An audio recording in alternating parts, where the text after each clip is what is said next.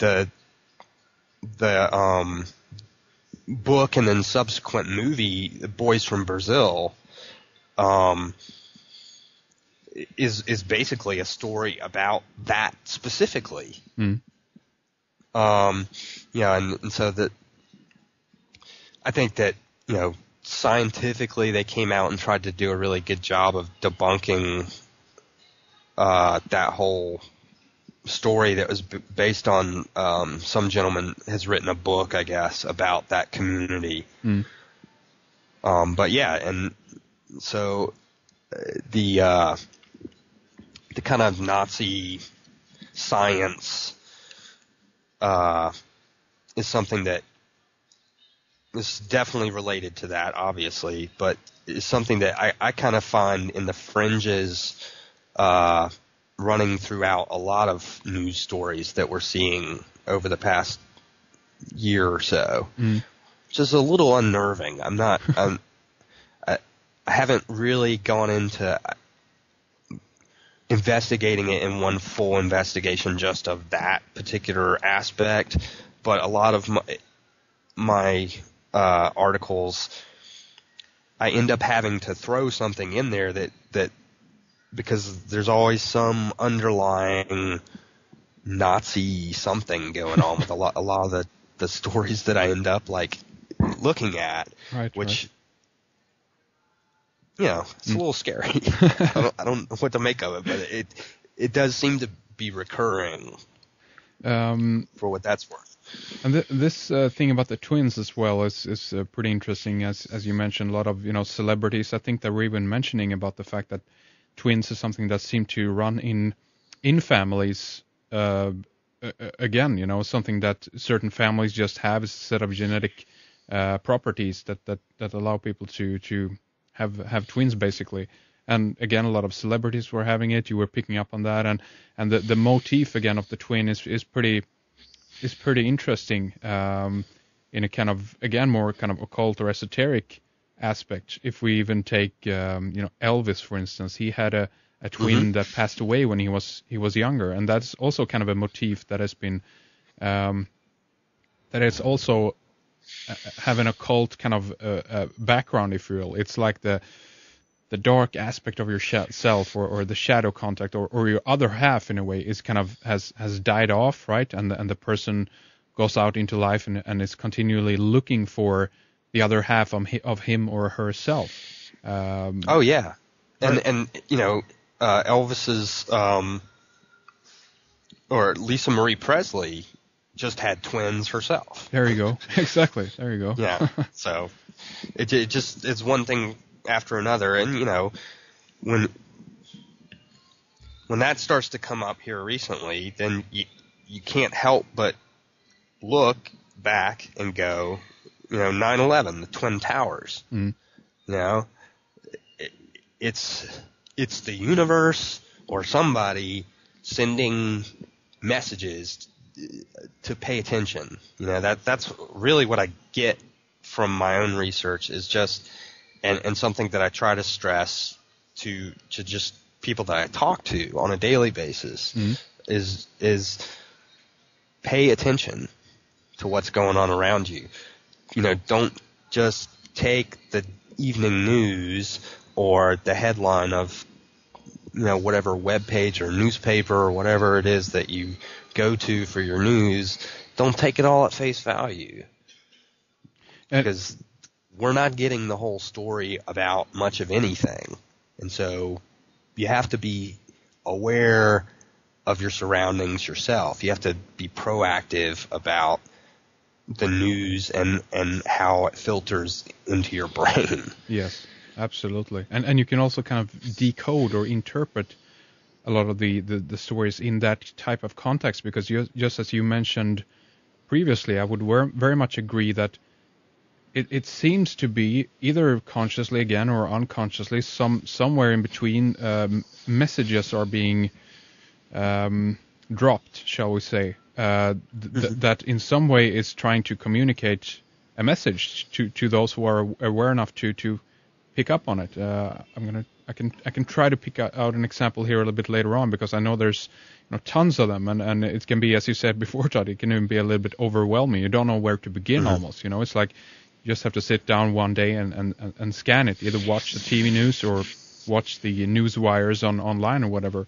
And there's in many cases something very, very interesting going on with the names or with the locations or with the dates or even the numerology. You know what I mean? Oh yeah, definitely. And I think you touched on it a little before, that the more you look and the more aware you are of it, the easier it becomes. Yes. You're able to pick up on these little subtle clues or messages, if you will. And I tend to think that there is something to that. The whole concept of that messages are being related through these stories and through these events.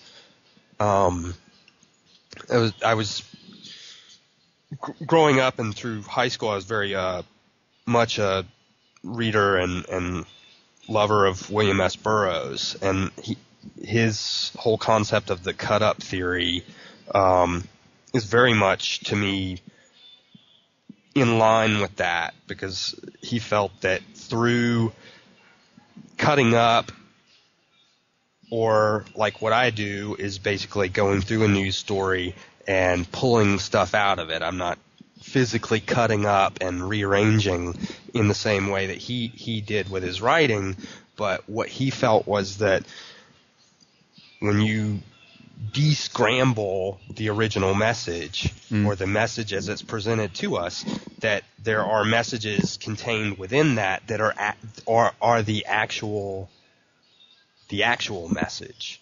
Yes. That the actual message is contained within the original, what we think of as the original, although what's embedded inside of it is actually the original message. And that, so I was always kind of fascinated with his theory about what the cut-ups were about, and I see it at work now. On a different scale. Like I said, I don't write in cut-up method, but that's how I go about kind of tearing these stories apart.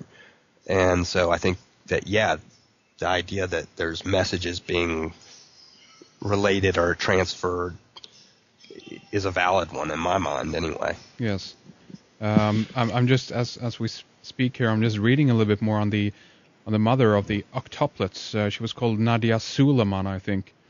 And again, just to give an example here of a little piece of the puzzle, as it were. She was apparently, let's see here, I'm going to read here. She had, it says on the Wikipedia thread, she resorted to an IVF procedure. And that means, of course, that she was. Let's see if I can find the relationship. She was using a sperm donor. That's what that means basically. She was, not doing in the natural way, as it were. And right. So in vitro fertilization. There you go. Thank you for clarifying that. I was looking for that term there. But anyway, what ended up happening here is that the donor's name supposedly was David Solomon, which is, kind of interesting, which again gives us a little bit of clue of things that potentially might be going on here. Solomon, of course, referring to the old king, as it were, of the Temple of Solomon, all that stuff, and that was one that resulted in 4 single births and 1 fraternal twin births. There were 4 boys and 2 girls born between 2001 and 2006. It carries on from there, but just one little more thing to add to all of this stuff, that there's endless of details throughout this stuff. And again, small little hints, and to the person who can't put a name or a place or something else in context, it might not mean so much, right? But to those who have an eye on the occult, the esoteric, a little bit of historical and esoteric knowledge, the story just goes on and on and on. Do you know what I mean? Oh, certainly. Well, and if you want to look, that's great that you just pulled that out, because you can also look at Kaiser Permanente itself. I mean, what does that name relate? permanent king. Yeah, there you go. And oh, sorry to cut you off here, but I gotta read this again. The babies' names, of course. Listen to these. These are in order here: Noah, Malaya, Isaiah, Nariah, Micaiah, Josiah, Jeremiah, and Jonah. I mean, okay. Now, if that's not loaded, I don't know what is. No, there you go. So, you know?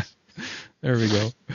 It's incredible. So and so with the other thing related to that and back to the murder-suicide that took place of the gentleman and his wife who used to work for Kaiser Permanente, the Kaiser Permanente logo is basically it looks like 3 heads and then like a ray, like kind of a sun ray behind the 3 heads. Yeah. And if you look at to me, you look at the symbology of the 3 heads, what comes to mind for me is the Masonic idea of the 3 unworthy craftsmen. Ah. And so when you link that to his Masonic cry for help, if you will, at the end, there's something interesting there. The 3 unworthy craftsmen are usually kind of the scapegoat, if you will, for in a Masonic assassination situation. Yes. And so I found that fairly interesting in the connection with Kaiser and this particular story.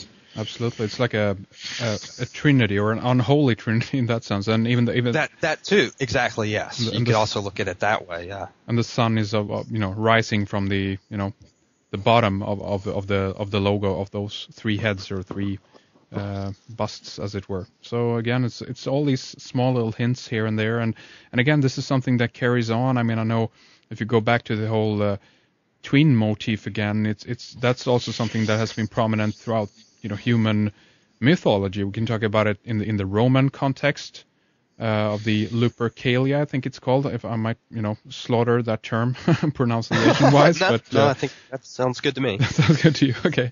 And again, the twin motif is something that is prominent of the two sons. Even the Lakota Indians, I think it is, who are having that, or it might be the Lakota. But again, it's to go back to that idea of what the communication is all about, or what it is that it's trying to tell us. Have you thought more about that? Is this just the way things are and have always been, do you think? Or do you think that we're kind of being just loaded with these messages now because the news is, it's global coverage. We can get instantaneously from, one area to another. We can have much a good idea, so to speak, of what is going on around the planet. And do you think that just speeds on this cycle and contributes to this type of symbolic interpretation of the events?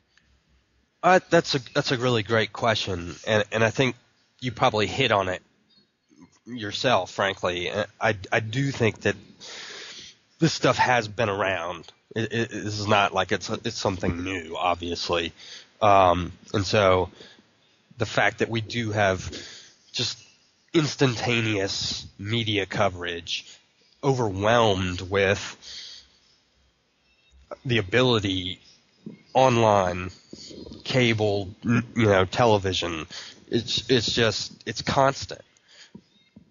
And so I think the fact that we're seeing it, people like myself and others who are investigating this, the fact that we're seeing it on such a regular basis probably in some ways has to do more with the fact that there's just so much out there. There's so much news. Yeah. Even news that's not news. We're just inundated with it minute after minute. You can spend an entire day online and the stories are just coming fast and furious all day long. There are people that just sit and do nothing but crank out every little detail of everything that's happening around the globe.